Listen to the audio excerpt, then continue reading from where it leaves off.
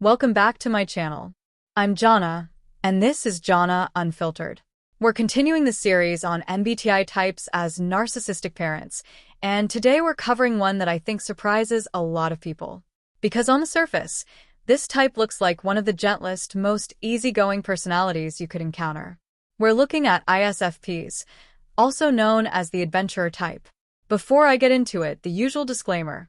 I'm not a psychologist or a therapist. Nothing here is a clinical diagnosis. This is my learning diary, based on research and patterns. Most ISFPs are genuinely warm, creative, and caring people. They're the type that notices beauty in small things, that expresses love through actions rather than words, and that deeply respects individuality. But when narcissistic patterns overlay that style, what comes out is something quiet and difficult to pin down. Because the control doesn't come through loudness or rigid rules.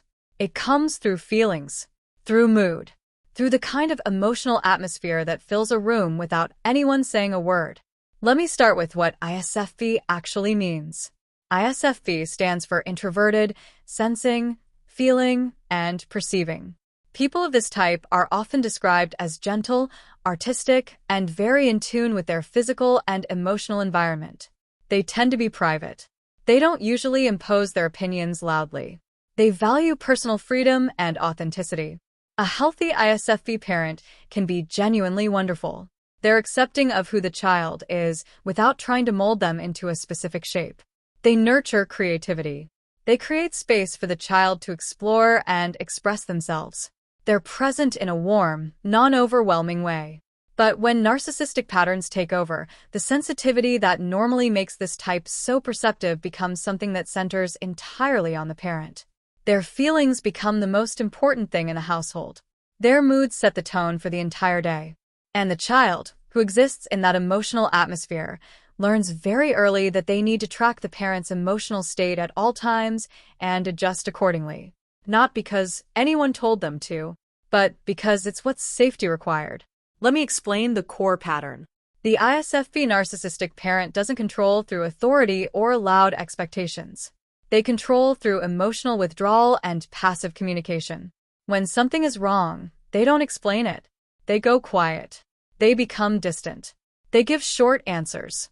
And the child who loves this parent and can feel that something has shifted goes into a kind of internal alert trying to figure out what happened and how to fix it.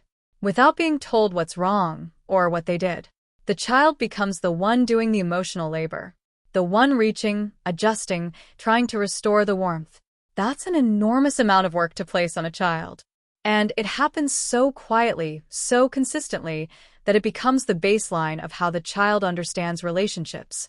You sense something is wrong. You try to fix it without knowing exactly what it is. You manage your own behavior to avoid making it worse. And you eventually believe that this is just what being close to someone looks like. Let me talk about the mother and father versions. The ISFP narcissistic mother tends to be emotionally unpredictable in a way that's hard to describe to people who haven't experienced it. She can be genuinely warm and present. She might be creative, expressive, and fun to be around in the right moments. But those moments depend entirely on her mood. And her mood can shift with very little warning and very little explanation. The child wakes up not knowing which version of the mother they'll encounter today. And they spend significant emotional energy reading the environment before they can relax into the day. She also tends to present herself as someone who feels deeply and suffers greatly. Not in a dramatic, loud way, but in a quiet, persistent way that communicates, "I have given so much, I have endured so much, and I am not sure anyone truly understands what that costs me." And the child absorbs that narrative. They start to feel responsible for the mother's suffering. They feel that their needs and their independence are part of what burdens her. And over time, they become very careful about how much space they take up because taking up space seems to come at a cost. When the child does something that doesn't align with what the mother wants or how the mother feels, the response isn't usually a direct confrontation. It's withdrawal, a shift in the emotional temperature, a quiet that says something without saying anything. The child, trained to read that silence, immediately moves to repair it. And the mother, consciously or not, learns that this withdrawal is effective. that it brings the child back in line without requiring her to have a direct conversation or take any responsibility for the dynamic. The ISFP narcissistic father tends to be even harder to name because his control is even more indirect. He values his own freedom intensely. He wants to live according to his own preferences, on his own schedule, without too many obligations that feel heavy. And while that's a legitimate personal value, in a parent it can mean that the child's needs are regularly deprioritized in favor of the father's current mood, project, or interest. He might be genuinely fun to be around when he's engaged. He might share interests with the child, do creative things together, be warm in those specific moments. But the engagement comes and goes according to his internal state. When he's not in the mood, he's simply not present. Not in an aggressive way. Just absent. And the child doesn't always know how to read that or what it means about them. He may also react poorly when the child asserts independence, which is ironic given how much he values his own independence.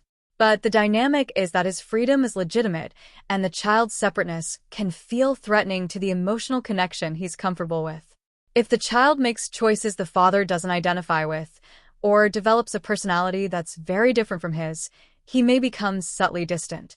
Not punishing, just less warm. And the child reads that as rejection. Let me look at how financial situation changes this dynamic. A wealthy ISFP narcissistic parent provides comfort and often gestures of generosity. They might buy beautiful things, create aesthetically pleasing environments, invest in experiences. But those gestures are tied to the parent's emotional state and to the implicit expectation of appreciation that feeds into their sense of being understood and valued. When the child doesn't respond with sufficient gratitude, or when they make choices that the parent sees as a rejection of what was provided, the generosity can dry up. A financially struggling ISFP narcissistic parent uses the narrative of sacrifice more heavily. They gave up their own desires, their own creative pursuits, their own lifestyle to take care of the family. And while those sacrifices may be real, they're communicated in a way that creates debt. The child absorbs the message that their existence cost the parent something that can never be fully recovered. And that shapes how much the child feels entitled to ask for anything. When substance dependence is involved, the emotional volatility that already characterized this parent style becomes extreme and unpredictable. The warmth and the distance alternate even more sharply and less explicably. And the child, who is already doing so much work to track and manage the parent's emotional state, now has to do that work in conditions that don't follow any pattern they can learn. The instability becomes the constant, and the child adapts by becoming extremely hypervigilant in a way that stays with them long after they've left that environment. Let me talk about what children of this type of parent typically carry into adulthood. They're often extraordinarily skilled at reading emotional atmosphere. They developed that skill out of survival necessity, and it's genuinely sharp. They can walk into a room and within minutes have a strong sense of how everyone around them is feeling.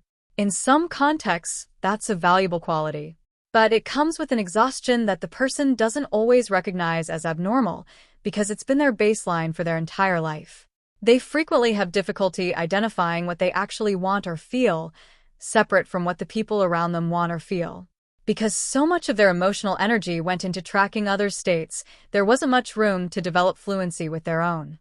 In adult relationships, they can find themselves deferring constantly, not because they don't have preferences, but because asserting preferences feels unfamiliar and uncomfortable.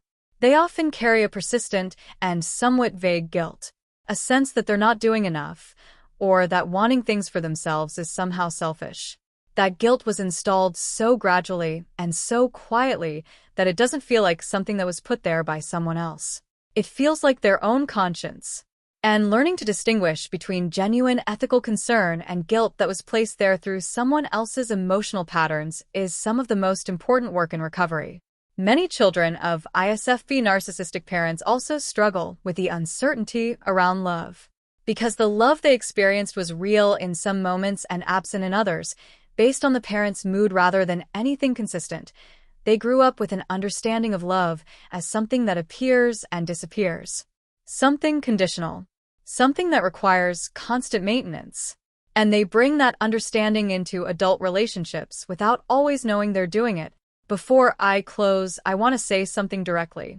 If you grew up reading your parents' mood before you could read your own feelings, if you learned that love was warmer when you made yourself smaller, if you spent your childhood being the emotional regulator for someone who should have been regulating themselves, your experience was real. The creative warmth, the genuine moments of connection, those were real too. And the confusion and the burden were also real. All of it happened, and you're allowed to name it without guilt. Before I go, I'd love to hear from you. Have you ever had someone in your life whose mood set the emotional rules for the whole room? And how did you figure out how to navigate that without losing yourself in the process? Drop it in the comments if you'd like to share.